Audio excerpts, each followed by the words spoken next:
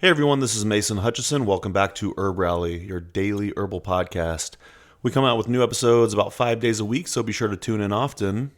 Our goal for the show is to help you grow along your plant path, no matter what stage you're at. We have an archive of over 500 episodes, so be sure to peruse those episodes, and you're bound to find something of interest. Today on the podcast, we have Atava Garcia Swiecicki, and she actually just came out with a new book called the Curanderx Toolkit, Reclaiming Ancestral Latinx Plant Medicine and Rituals for Healing. And in today's episode, she goes over medicinal plants of Mexico, the history of Mexican herbalism. And this is actually audio that was taken from a video that she recorded for us on our YouTube channel. So if you'd like to check out the video, I'll leave a link to that in the show notes. The video has like a slideshow, so it might be easier to follow along that way. But you'll still get a lot out of this podcast episode if this is how you want to listen to it. So yeah, I'll leave a link to the video in the show notes. I'll also leave a link to her new book. And also wanted to let you know that she is the founder and lead instructor at the Ancestral Apothecary School of Herbal, Folk, and Indigenous Medicine. And to learn more about that school, you could go to ancestralapothecary.com. I'll leave a link to that in the show notes as well. And also, before we get into the show, I wanted to let you know that we have a membership area called HerbRally Schoolhouse. And if you've been enjoying the podcast for some time and you'd like to give back to HerbRally in some way, becoming an HerbRally Schoolhouse member is one of the best ways you could do it. We come out with new and exclusive content each and every week for our Schoolhouse members. And it's just a growing and building library of content inside there. So again, it's exclusive specifically for our Schoolhouse members. I want to say we're up to around 30 classes there now. And like I said, each week it just keeps growing. There's also exclusive discounts in there, a private Facebook group. We actually just came out with this Ask an Herbalist feature as well. So you could fill out the form and ask an herbalist a question. And then it's my job to go out there and find an answer for that question for you. And then it'll be featured on the podcast. But yeah, again, if you'd like to check out the HerbRally Schoolhouse, just go to herbrally.com/schoolhouse and use coupon code podcast to try your first 30 days for free. Again, it's one of the best ways you could help support HerbRally financially. After the first 30 days, it's only $10 a month. So it's a pretty good deal, I'd say. So yeah, one more time, herbrally.com/schoolhouse. That's going to do it for me today. And now enjoy this podcast episode with Atava Garcia Swiecicki. And thanks so much for listening. I'll talk to you tomorrow. Take care. A little bit of housekeeping before we get into the show. The content in this podcast is for educational and entertainment purposes only. It is not intended to cure, diagnose, treat, or prevent any disease. This information has not been evaluated by the Food and Drug Administration. We are not doctors, nor do we play one on the internet. Please seek advice from a qualified healthcare professional. Okay, MC Calico, take it away. Yeah. Smoking herbal blends. We need some Mullen and some Kush, my brethren. While listening to HerbRally podcast again. Herbalism at its finest with Mason Hutchinson. Yeah. Hello, everybody. My name is Atava Garcia Swiecicki, and I'm coming to you from occupied and unceded Tewa Pueblo territory, southern Tewa Pueblo, otherwise known as Albuquerque, New Mexico. And I'm here to share a presentation a little bit on herbal history as it relates to the history of the incredible legacy and tradition that comes from Mexico.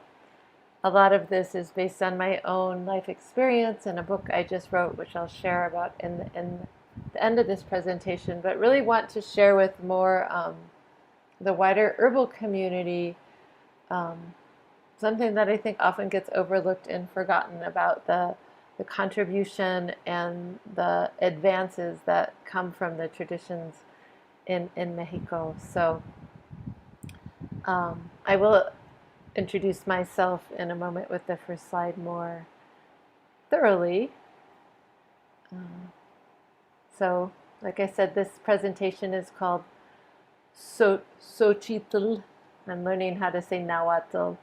It's speak Nahuatl. It's the language of millions of people in central Mexico, very ancient language, a mother language, and that means flower.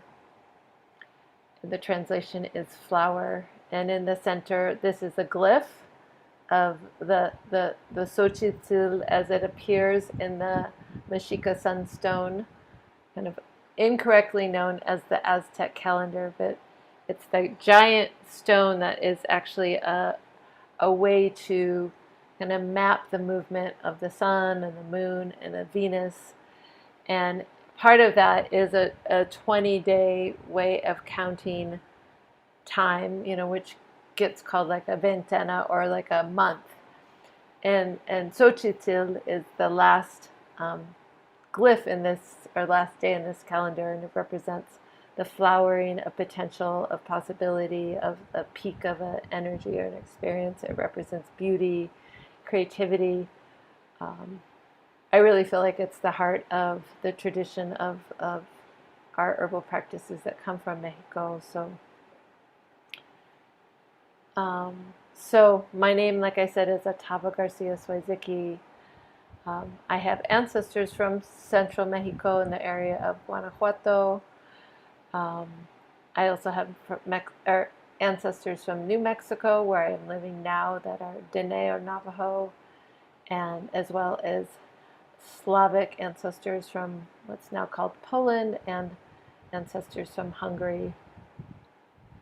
A lot of my life was searching for the medicine of my ancestors, or to know more about their traditions. And over 20 years ago, more like 25 years ago, I got on the path of studying Curanderismo, which is the traditional Mexican medicine, by meeting my first maestras, Doña Enriqueta Contreras of Oaxaca, Estela Roman from Cuernavaca, who really opened my eyes and heart to this beautiful, beautiful tradition.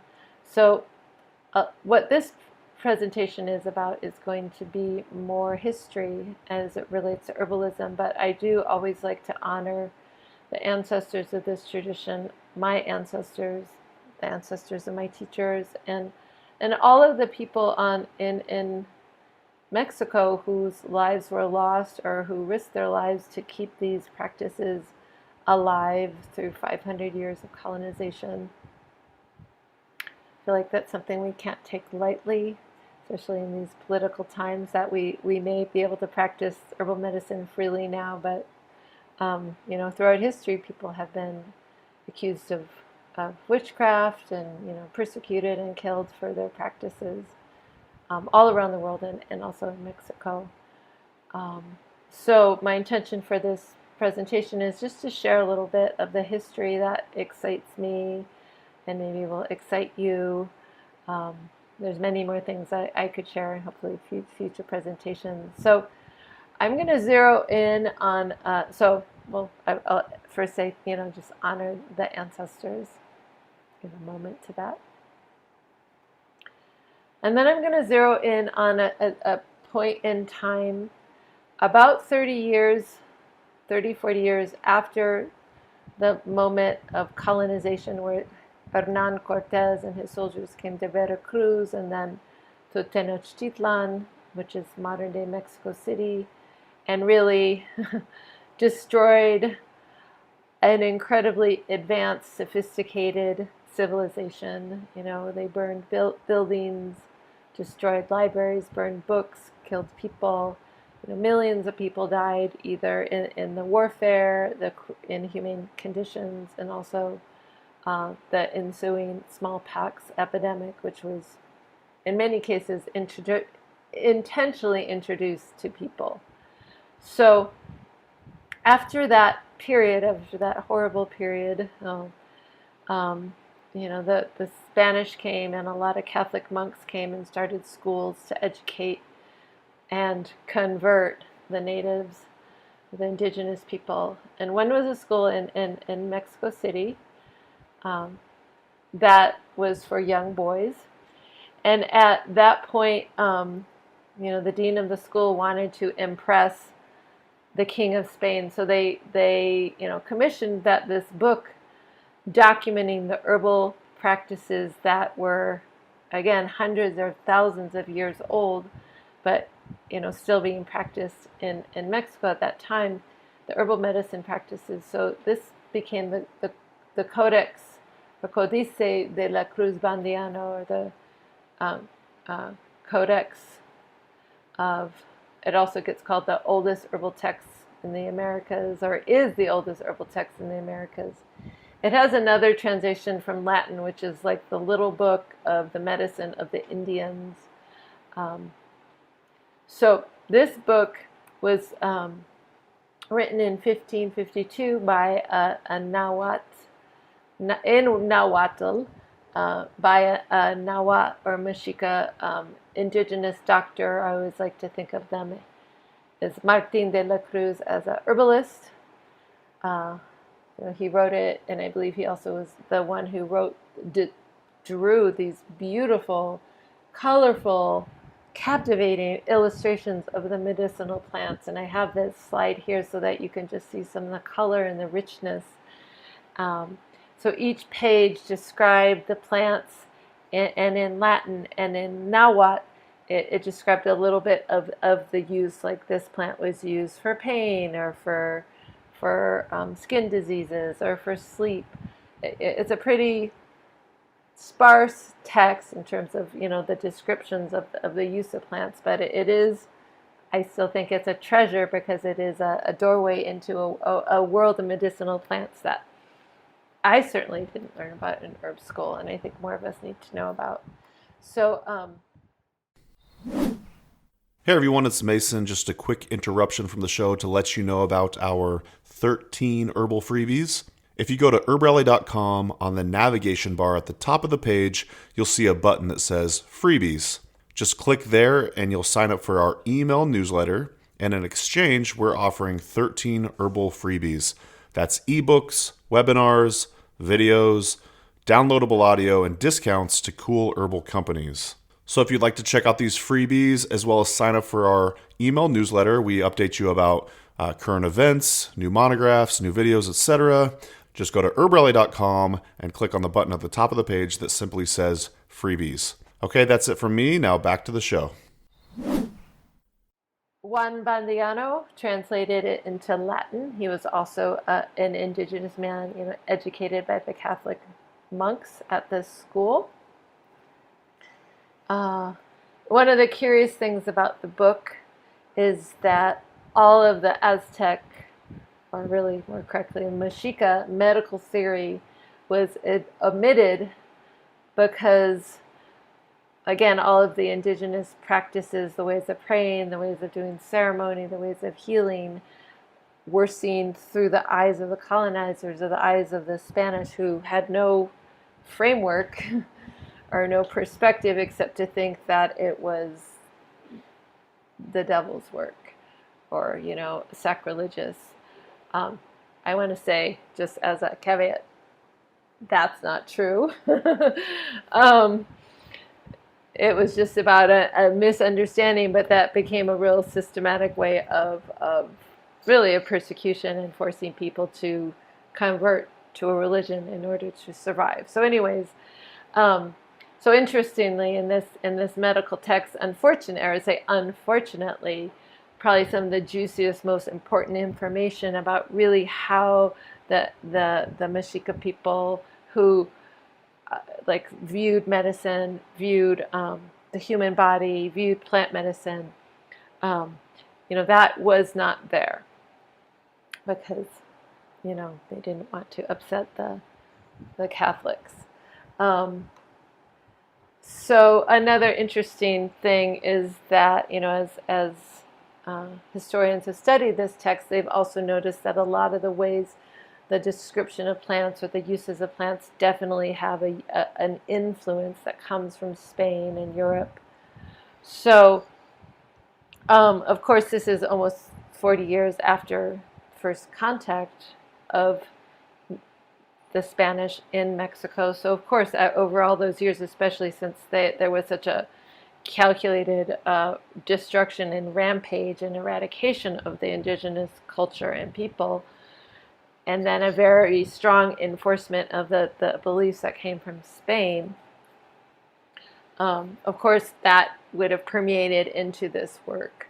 Or maybe these writers of it felt like we have to put it in there because that will be acceptable. And also some of it's thought that maybe that it was even fabricated and not like, again, authentic medicine or original medicine or traditional medicine. And I personally think that some of these two men, this is my version of history, is that these two men were rebellious and they were making stuff up just because it was a way to like get a jab at the colonizers. I don't know if that's true, but maybe it is, right? We don't know. So the pictures are beautiful. The names are, again, primarily in Nahuatl. I want to highlight just a few plants that are very common, or probably most well known today, that were in this codex. And one is the nopal cactus, also called prickly pear, opuntia, tlatonochtli in Nahuatl. So this was written about in the text. I cannot read the Latin what its description says, but I just want to say, again, the nopal is a very ancient and, plant used for food and for medicine and for dye and for many things, since antiquity in Mexico. Another plant that is in this codex was Datura tolomachimítl, which in Spanish I know they call it toloache, but this is sacred Datura, a very poisonous plant that does have psychoactive properties, and very few people, I think, know how to work with it responsibly, so don't ever take it internally. How it was used back then, at least according to the Codex, I don't read Latin, but I can read enough. I know Spanish enough to know that the Latin here says contra laterum dolorem, which I'm translating to against, it works against pain, which is still a use of Datura today topically as a oil or as an infused liniment. It's a really incredible analgesic, but again, use with caution, label it really well so no one ever takes it internally. Here are just some other pictures from the Codex, just so you can get excited and inspired. There have been translations. I have a vision, since I get to say it on this HerbRally podcast, that I really have a vision of a project that brings herbalists and traditional people, especially traditional Nahuatl-speaking people from Mexico, coming together to actually work with this text to not only translate it, but to bring it back into as a living herbal document that we actually work with and use. I think it has a lot to offer. There's, dozens of plants that are plant monographs in here, and I think it is a part of our herbal history that I want to help, kind of bring back to its importance, give it space. So I just want to segue to talk about a few plants that are in the Codex, although I don't have the images of them. I just use what I could find in Wikipedia that are, copyright free. But one of the most, anyways, some plants that are, been used since antiquity, the flowers, the medicinal plants of Mexico, but that are still very much a part of our herbal traditions today and our curanderismo traditions today. And one of the most important species that I've discovered, throughout Mexico the genus is the Tagetes genus. Really has, since antiquity, again, for hundreds and thousands of years, been used as medicinal plants, as ceremony plants, as food, a lot of, spiritual associations with these plants. And this is one. It gets called Flor de Muerto or Sempao Xóchitl. So I'll talk a little bit about that. And this is a plant that even people outside of Mexican or Mexican-American culture maybe are familiar with, because it's become very popularized in Day of the Dead or Dia de los Muertos. It's a plant we use on our altars. It has an incredible presence, its aroma, its color. It really uplifts the spirits when we feel sad, when we're grieving our loved ones. It also is a plant, like when you cut it, even if it's not in water, it maintains its vitality, its vibrancy, its aroma, its color for days after, after being harvested, even if it's not in water. Like you can see in the background here of this image, there's like the garlands of the marigolds. So I feel like that relates to its energy of kind of the immortality of spirit, or the way that through memory, through these rituals, through telling the stories of our loved ones, that they remain alive. I feel like this plant is the perfect plant for that. So it brings comfort in times of grief and loss. I use it a lot, as a bath or as a limpia. A baño is a traditional bath we do in curanderismo with flowers and herbs to cleanse the energy, but also to help the emotions. So it really helps with sadness and depression and susto, which is a kind of fear or shock. On a physical level, it's really good for digestion. So it's a really important plant. Again, since antiquity, it's in the codex, and it's very much continued to modern times. Another Xóchitl genus plant, relative of the Sempao Xóchitl, is what gets called in Spanish pericon, or English Mexican tarragon, Xóchitl lucida, and in Nahuatl the Xóchitl. And this is a beautiful plant that I learned about from grandmother Flor de Mayo, who's a Mayan elder who's part of the Council of 13 Indigenous Grandmothers. And she talked about it as it being the grandmother plant, the plant that teaches all other plants how to use its medicine. And I became very intrigued with it, so I wanted to learn more about it. So I've done research, and it's definitely used to this day in many ceremonies in Mexico, including the feast day of now what's called San Miguel, but pre-Catholicism was a feast day to Tlaloc, the energy that presides on the rain. And I do want to say a correction to my slide. I have Tlaloc, deity of the rain, but more recently have been taught by some of my maestros that in ancient Mexico that we didn't have these concepts of gods, that's really a European concept. So they were more just really naming the energy of the forces of nature. So it's really Tlaloc, the energy of the rain. So this also, similar to the other Xóchitls, I didn't say that's Xóchitl erecta, the last Xóchitl, but Xóchitl lucida also helps heal many emotions, but especially sadness and grief. And again, these bright yellow and orange colors, they uplift the spirit. It's color therapy, right? But it's also aromatherapy, because it does have that really pungent, tarragon-like smell, kind of sweet. I consider this to be a curandera plant. Actually, I consider all of the Xóchitl plants to be curandera plants. They, just by working with them, by meditating with them, by dreaming with them, they teach us about their medicine. This one, the name Xóchitl lucida, it does help with the dream state and brings more lucidity.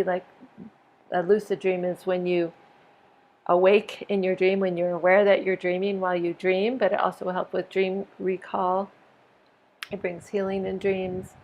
On a physical level, it's also warming and good for digestion, and has a whole other, many other physical uses. There was a article in the American Herbalist Guild Journal, La Abuelita's Favorite Remedy, which is all about pericon, so I have a little link here. But we can use it as a flower essence, as a tea, as a tincture, and baños. I say that this ritual baths, and limpias, which are cleansing of the body, where we make a bundle of the herbs and we brush it around the body, usually to release something, but we can do limpias as blessings, as rites of passages. And the last plant I want to talk about is Tagetes lemonii, which grows all around the Bay Area and traditional Ohlone territory.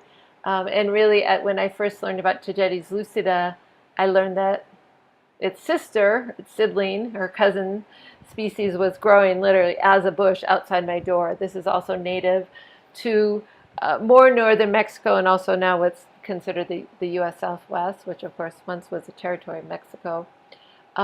We also call this the grandmother plant, and it's again a really beautiful plant for using for limpias, for blessings. If you do a bath with it, it will turn your water bright yellow.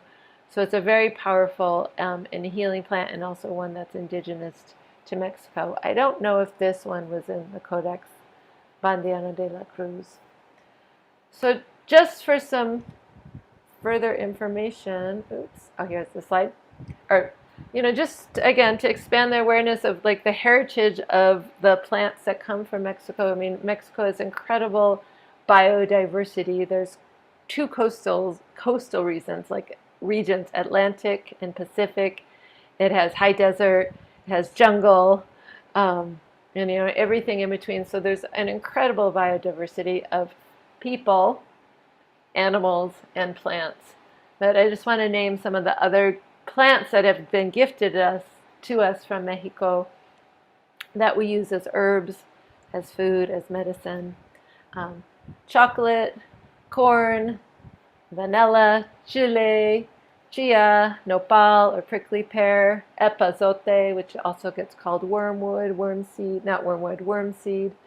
avocados, mugwort, which of course is indigenous to so many continents of Mother Earth. There's native species to Mexico, include yarrow. There's different sages.